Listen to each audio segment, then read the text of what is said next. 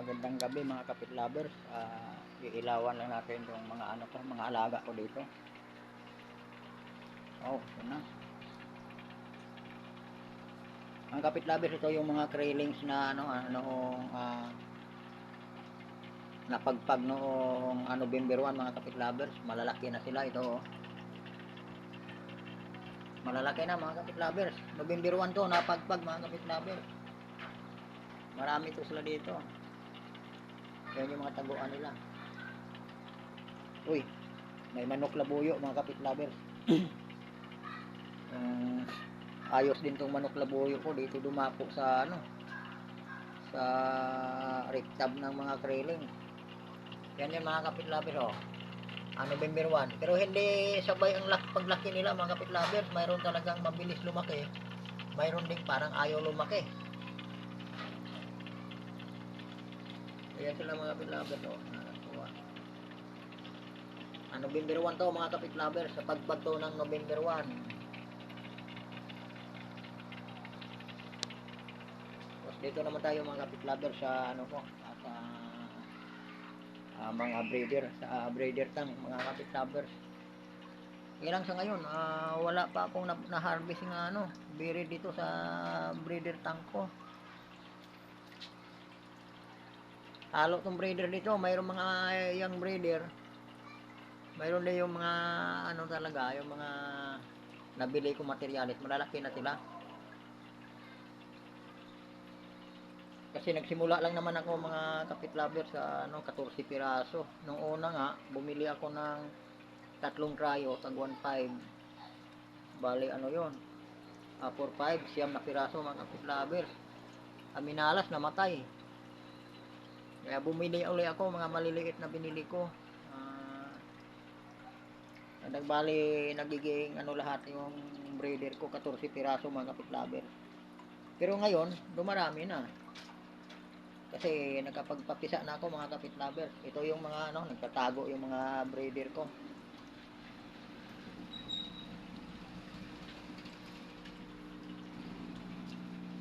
Tapos ito yung mga ko mga kapit lovers. Ko na to, sarili ko na to dito. Mga palahi ko na to. Yung iba nga dito mga kalabir, mga young breeder na to. Yan Nagsimula ako sa 14 piraso mga kapit lovers, pero ngayon marami-rami na sila kasi isang taon na ako nag-alaga, kaya lang napabayaan ko lang. Mayroon ako mga krillings yun mga kapit lovers, pag lumaki yun marami na rin yun. Ito yung mga mga young breeder.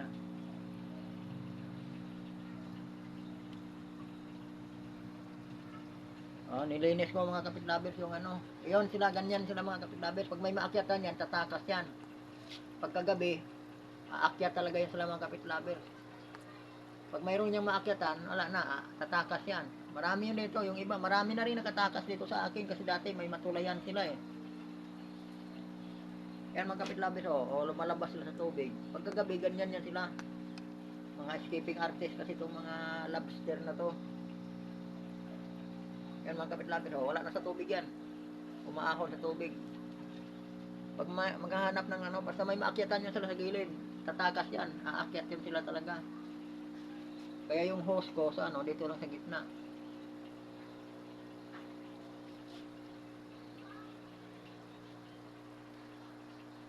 Medyo malaki-laki na rin sila mga kapit lovers. Tapos mayroon na naman akong mga kapit lover na ipagpag. Yun January 6 to mga kapit lovers. Anong pitsa ngayon? Pitsa 8. Tingnan natin mga kapit lovers kung bagong pagpag kong mga krilling.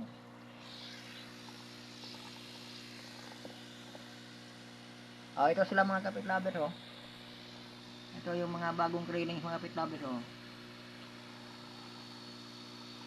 Marami-rami din to kung makalusot lahat to mga kapit lovers. Marami-rami to. Ito may mga patay kanina kapit lovers mga kapit lovers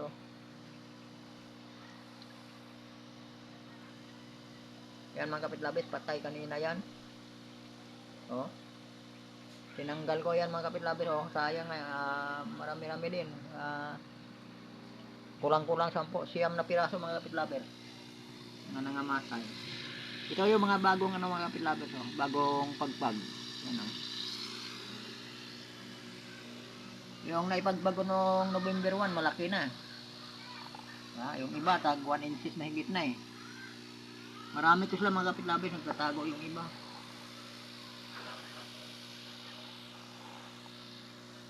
PO1 ang naipakain ko kanina, hindi kasi ako nakabili ng itlog ng manok.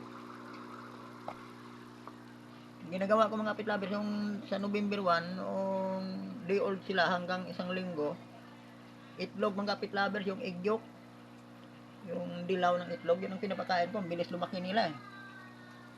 Hanggang 2 linggo, tapos yung pangatlong linggo, medyo malaki-laki na, PO1 ang binibigay ko. Dito mga kapitlaber, ano to?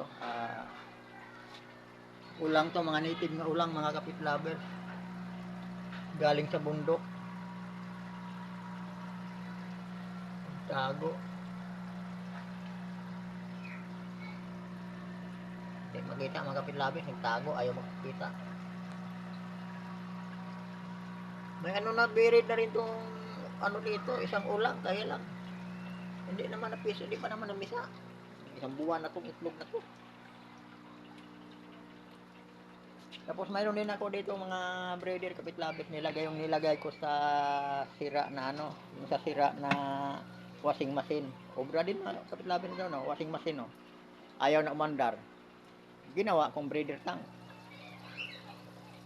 Yung mga kapitlaber, dalawa tulad ito, babae at lalaki.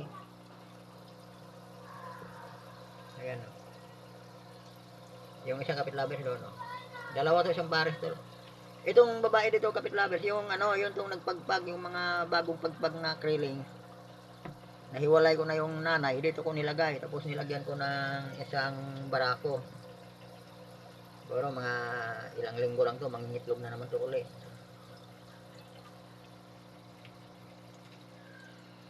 Nasa ano mga kapitlaber, yung washing machine, ginawa kong ano, breeder tank sa kanila. Kailangan natin sira mga kapitlaber kasi tatakas to pag ano, dito, dadaan to dito sa hose na to, yung sa air pump. Pag hindi ito tatakpan, tatakas to, eh may takip din naman tong ano, washing machine. Tama lang sila dito.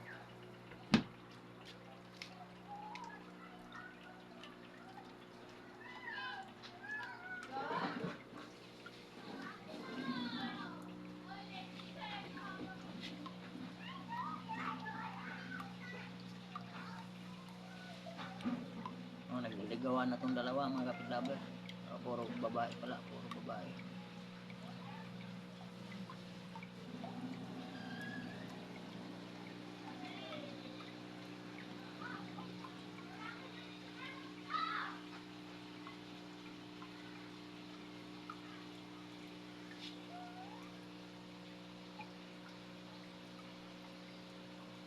Itong isa mga kapitlaber, namatay lang ko dito sa nakita ko dito sa ano, patayin na eh, noong nakaraang araw.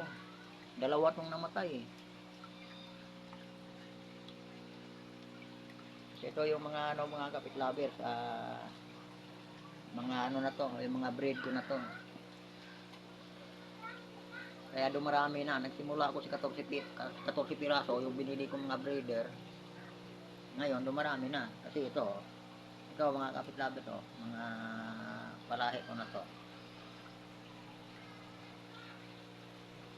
Plus yung napagpag noong November 1, malaki-laki na rin, parami na rin sila. Yung ano na yun, mga kapitlaber, yung may manok labuyo.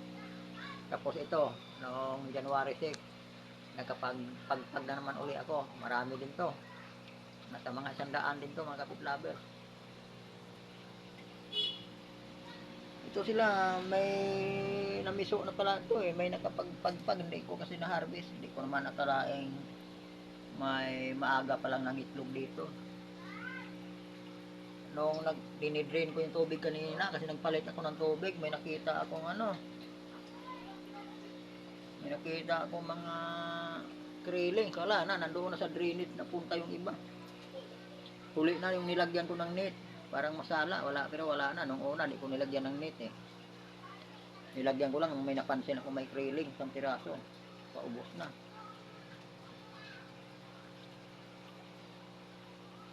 Maganda sila tingnan mga kapit-labit pagka pagka gabi kasi active sila sa gabi. Lumalabas sila sa nila, mga hides. Naghahanap sila ng pagkain eh. Yung mga pagkain din naubos mga kapit-labit oh. PO3 na binibigay ko nito mga kapit-labit, sinking pellet PO3. PO3. Dati pag nakabili ako ng bituka ng manok binibigay ko nung may alaga akong mga giant prawn. At maraming salamat mga kalabit, medyo gabi na, iniilawan ko lang yung mga alaga ko. Maraming salamat at saka sana lagi niyong suportahan itong maliit kong YouTube channel. Magandang gabi mga kalabers, paki-like and subscribe na lang mga kalabers. Maraming salamat sa mga lahat.